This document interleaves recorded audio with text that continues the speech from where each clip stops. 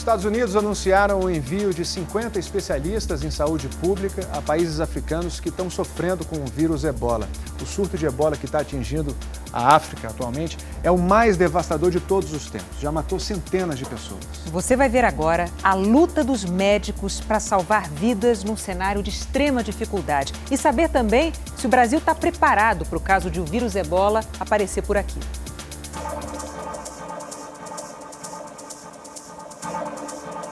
O ritual de gente protegida e desinfecção no enterro das vítimas de Ebola é um choque na cultura local, mas essencial. Os funerais no oeste da África envolvem as famílias beijando e tocando os corpos por horas seguidas. E assim uma comunidade inteira era contaminada a partir de um morto. Esta é a pior epidemia de Ebola já registrada, tanto em número de casos quanto em mortes. Começou em fevereiro no interior da Guiné. Em 2 meses atingiu a capital, Conakry. Em maio, a epidemia chegou à Serra Leoa. Em meados de junho, o vírus se espalhou para a Libéria. No mês seguinte, julho, foi a vez da Nigéria anunciar o primeiro doente. Já existem casos não confirmados em Gana, Mali e na Costa do Marfim. O vírus Ebola foi descoberto apenas nos anos 70, nas florestas da África. Os cientistas acreditam que o vírus viva nos morcegos da fruta, que ocupam as cavernas da região. Nele, o vírus não provoca doença, mas uma fruta meio comida por um morcego e encontrada por outro animal pode dar início à epidemia. Primatas são muito vulneráveis. Em apenas uma epidemia, mais de 5.000 gorilas morreram. Humanos contraem o vírus ao comer frutas ou caça contaminadas ou ao manipular um animal morto. O vírus passa de uma pessoa para outra, entrando pelas mucosas, como os olhos, por exemplo. Por isso, os médicos usam tanta proteção.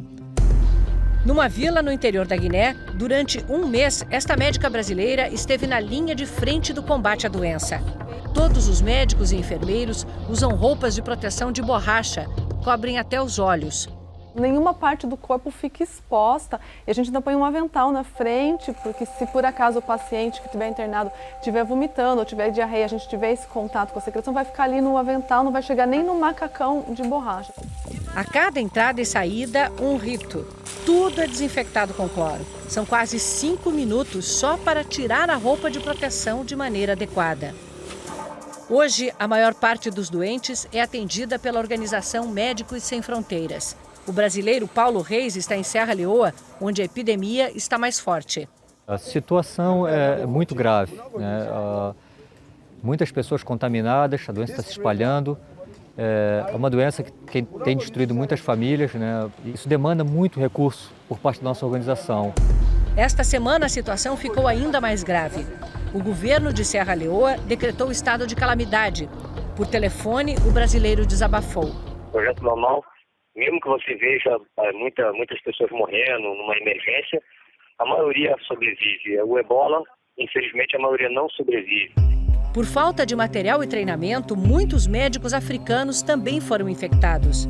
Está mais complicado, né? Agora a gente está com um problema que tem alguns funcionários da saúde, do governo, ficaram doentes também, então eles estão fechando o centro deles.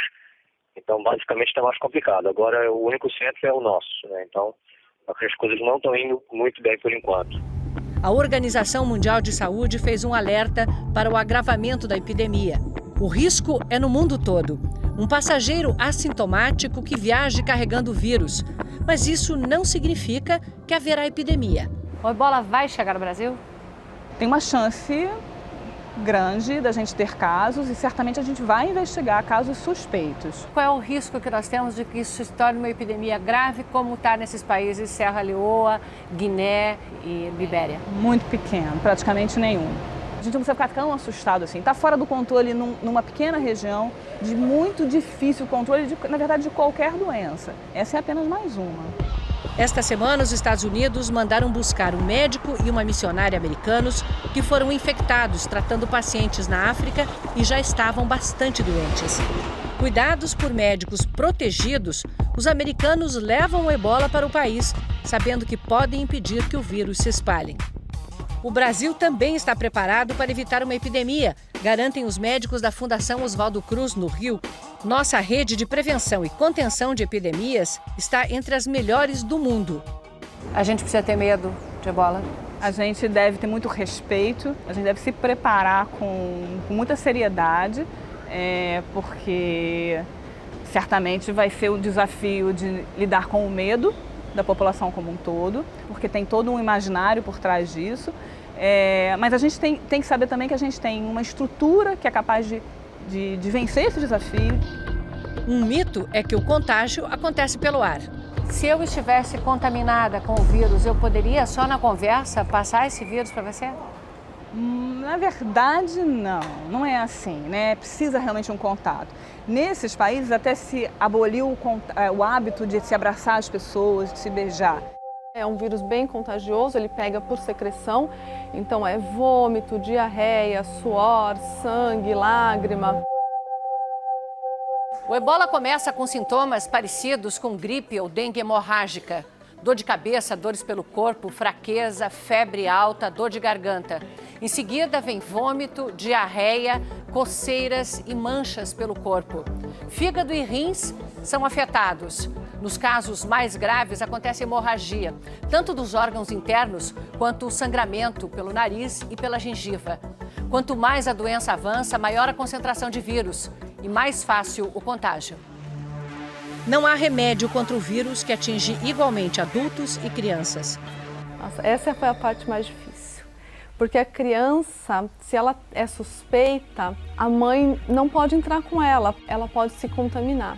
Como numa gripe, o diagnóstico precoce e cuidados básicos, como manter o paciente hidratado e alimentado, aumentam muito as chances de cura. Na epidemia de 95, no antigo Zaire, a mortalidade era de 90%. Hoje está em 56%. Não é sempre que o paciente vai conseguir sair vivo do centro de tratamento. Então, quando a gente pode dar uma alta, é uma alegria. O adolescente recebe a notícia de que está curado. Antes da alta, tem um banho de água clorada e roupa nova. A velha será queimada. E aí fica sempre alguém da equipe esperando do lado de fora do centro de tratamento para poder abraçar esse paciente e mostrar que ele não é mais contagioso, que ele não vai mais contaminar ninguém e para ele não ficar estigmatizado pela comunidade. Antes de ir embora, o rapaz é treinado para ser agente de saúde. A cura o deixou imune a esse vírus. É como se ele estivesse vacinado.